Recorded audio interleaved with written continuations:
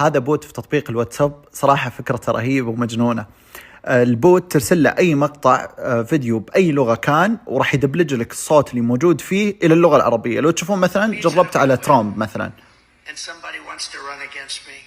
الآن أرسلت له الفيديو زي ما أنتم شايفين، بعدها قلت له حول لي من الإنجليش إلى العربي. بعدها بتنتظر تقريبا دقيقة أو دقيقتين، وعلى طول بيرسل لك الفيديو برابط. راح تشوف الترجمة والدبلجة كيف دبلجها بطريقة رهيبة. يعني أنه إذا فزت وأراد شخص ما الترشح ضدي. صراحة فكرة البوت خرافية ورهيبة جدا، خصوصا الناس اللي يحبون دائما وقت المقابلات أو وقت أي شيء أنهم يترجمون المقطع.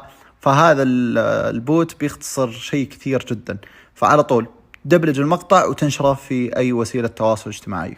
هذا اسم البوت. طبعا بعد ما تفتح الصفحة راح تنزل تحت، راح تختار على كلمة واتساب، وراح ينقلك